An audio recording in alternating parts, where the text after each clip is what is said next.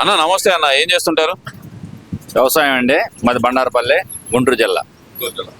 ఓకేనా, ఇప్పుడు కూటమి ప్రభుత్వం అధికారంలోకి వచ్చింది. మీరు వ్యవసాయం అన్నారు కాబట్టి స్ట్రైట్ గా అడుగుతున్నా, రైతులను వెంటబడి పడుస్తున్న చంద్రబాబు నాయుడు గారు వాళ్ళకి ఇస్తా అన్న హామీలు ఏవి నెరవేర్చకుండా మోసం చేశాడు అంటున్నారు కదా, మరి దాన్ని ఎలా చూడాలి? మోసం ఏం చేయలేదండి. ఇన్పుట్ సబ్సిడీ 5 సంవత్సరాల టైంలో ఏమన్నా ఇచ్చారా రైతులకి? వ్యవసాయ పనిముట్లు కానీ, పవర్ స్పేర్లు కానీ ఏమన్నా ఇచ్చిన దాఖలాలు లేవు కదా 5 సంవత్సరాల నుంచి. చంద్రబాబు నాయుడు గారు ఫస్ట్ సంవత్సరం గెలిచిన సంవత్సరమే ఇన్పుట్ సబ్సిడీ వచ్చినాయి కదా. పరికరాలు ఇచ్చారుగా, ట్రాక్టర్ సామాన్లు కావండి, తైవాన్ స్ప్రేయర్లు కావండి, వ్యవసాయ పనిముట్లు ఇచ్చారు కదా. ఇంకా మోసం చేసింది ఎక్కడ? అదేనన్నా, రైతులకు ఇస్తా అన్న హామీ ఏదైతే 20,000 ఉందో 20,000 ఇవ్వకుండా మోసం చేశాడు చంద్రబాబు నాయుడు గారు. అలాగే రైతులకు గిట్టుబాటు ధర కల్పించలేకపోయాడు. మిర్చి రైతులకు నేను ఉన్నప్పుడు 25,000 అమ్మింది, ఇప్పుడు 2500 అమ్మే పరిస్థితిలో ఉందని చెప్పి రైతుల తరపున పోరాటాలు కూడా చేస్తున్నాడు కదన్నా జగన్మోహన్ రెడ్డి గారు. మరి ఇప్పుడు మద్దతు ధర అంటే సీసీఐ రేటు 8,000 దాకా పత్తి కొంట్రీ. ఇప్పుడు అన్ని రేట్లకి మద్దతు ధర గవర్నమెంటే, సెంట్రల్ గవర్నమెంటే కల్పించింది. సబ్సిడీ కోల్పోయినప్పుడు, రేట్లు కోల్పోయినప్పుడు గవర్నమెంట్ కొంటానే ఉంది కదా. కొన్న తర్వాత 24 గంటలోనో 36 గంటలోనో డబ్బులు ఇస్తుంటారు. డబ్బులు ఇస్తున్నారని మీరు అంటున్నారు అన్న, అసలు చంద్రబాబు వస్తేనే రైతులు నాశనం అయిపోతారు అనేది వైసీపీ నాయకులు వాదన. మరి దాన్ని ఎలా చూడాలండి? జగన్మోహన్ రెడ్డి ఏదో ఒకటి మాట్లాడాలా, ఏదో ఒకటి బురదయ్యాలి. ఇదే కదా ఆయన కాన్సెప్ట్. రాష్ట్రాన్ని డెవలప్మెంట్ చేయడం కానీ, ఒక పరిశ్రమ తీసుకురావడం కానీ, ఒక ఐటీ కంపెనీ తీసుకురావడం కానీ ఏమీ లేదు కదా. ఏదో ఒకటి మాట్లాడాలా, మాట్లాడితే చల్లుతుంది. అది ఇదంతా ఒక ఎత్తు అయితే కనుక 20 నెలలు అయిపోతుంది కంప్లీట్ గా. ఏదైతే కనుక చంద్రబాబు నాయుడు గారు అధికారంలోకి వచ్చి రేపు 12వ తారీఖు తోటి 20 నెలలు కంప్లీట్ అవుతుంది.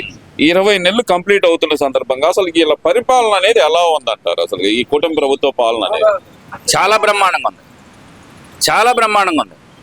ఏ విషయాల్లో బ్రహ్మాండంగా ఉంది చెప్పండి. రోడ్లు కానివ్వండి, ఇంకా వేరే ఏ విషయమైనా సరే, ఏ విషయమైనా ప్రతి విషయం నక్కకి నాగలోకానికి ఉన్నంత తేడా. అసలు అది పరిపాలన తెలియదు కదా. జగన్మోహన్ రెడ్డి గారు అంటుంది, మేమున్నప్పుడే అభివృద్ధి బాగుంది, మేమున్నప్పుడే సంక్షేమం ఇచ్చాం, ప్రతి నెల ఏదో ఒక పథకంతో పేదవాళ్ళకి డబ్బులు ఇచ్చేవాడిని, రైతులను ఆదుకుందా నేనే అని చెప్పి జగన్మోహన్ రెడ్డి గారు గర్వంగా చెప్తున్నారు. ఓన్లీ రైతులకు కానీ ప్రజలకు కానీ డబ్బులతో ఇస్తే పనిచేయదు కదా. డెవలప్మెంట్ అవ్వబడాలా, ఒక రోడ్డు వేయాలా, ఒక పరిశ్రమ తీసుకురావాలా, అది డెవలప్మెంట్ అంటే. గుంటూరు నుంచి బండారపల్లి 15 కిలోమీటర్లు, అంతకుముందు గంట పెట్టేది రోడ్డు బ్రహ్మాండంగా వేశారు కదా.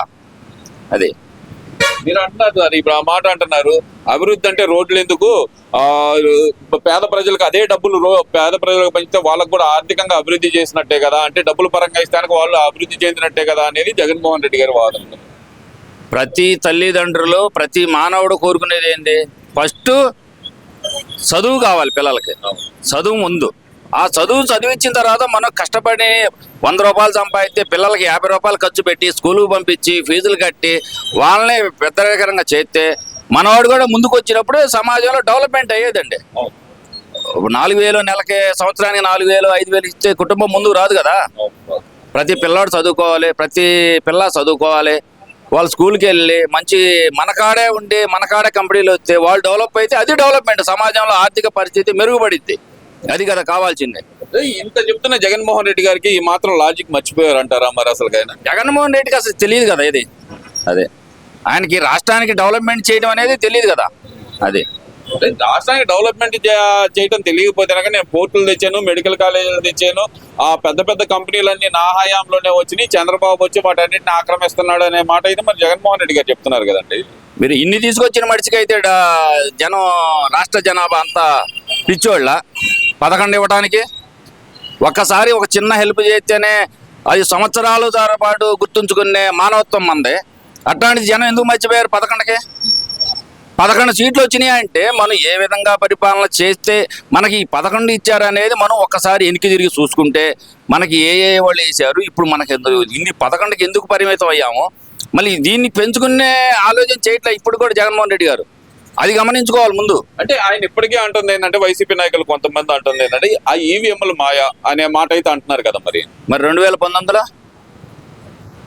2019లో మనకు 153 వచ్చినాయి. మరి అప్పుడు అవే ఈవీఎంలు కదా.